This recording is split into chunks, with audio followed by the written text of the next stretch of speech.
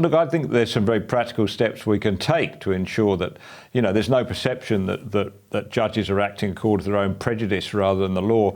You remember that last year the Australian Law Reform Commission asked for submissions into their inquiry on judicial bias.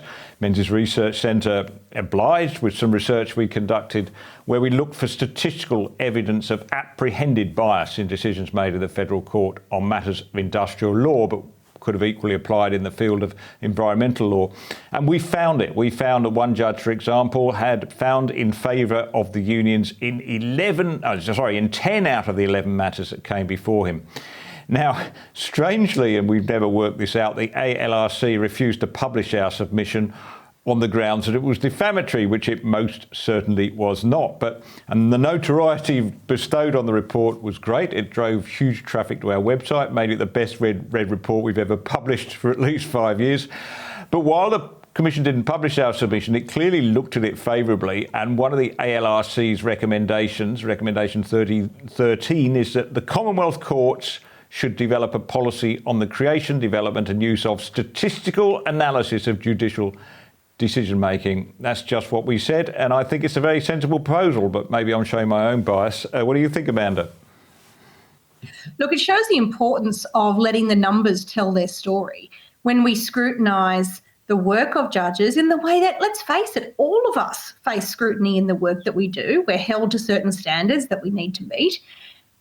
We can see patterns that can either provide opportunities for professional development or changes in approach to make sure that Australians are getting a fair go from the courts.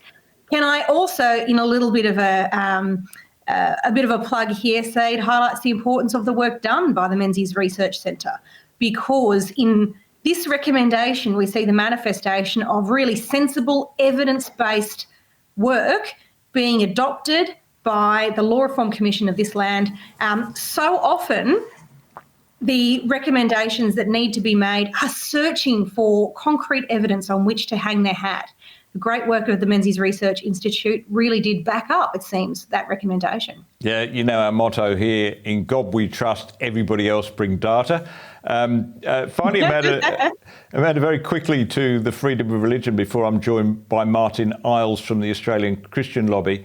The recent case of Andrew Thorburn, who was hounded out of his job disgracefully, I thought, as chief executive of the Essendon Football Club, essentially because of his Christian faith. Surely that demands that Parliament revisits the religious discrimination legislation that failed towards the end of the Morrison government. Nobody should be discriminating against simply for what they think or believe, should they? I mean, that's fundamental to our sense of a liberal democracy.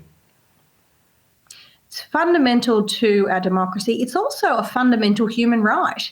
We are not free human beings if we are not able to associate freely, speak freely, and believe and think what we want to think. Those are in whole what it means to be human. And if that's not assured in Australia, then we really should be quite troubled about what our future looks like. It cannot be the case that beliefs of a religious nature that were utterly orthodox until, let's say, a decade ago, including being endorsed by, say, former Prime Minister Julia Gillard, are now cause for not just excluding people from their ability to speak freely in their private lives, but punting them from their job for finding out that they have a traditional religious belief. It is deeply troubling. And to see Dan Andrews and other political leaders jump from being observers of this to instead joining a pile-on over, again, what are quite orthodox beliefs means they are shifting from just failing to protect people's religious beliefs into the space of actually perpetrating the discrimination. And I think that is something we should always be disturbed about when we see it emanating from those who represent us.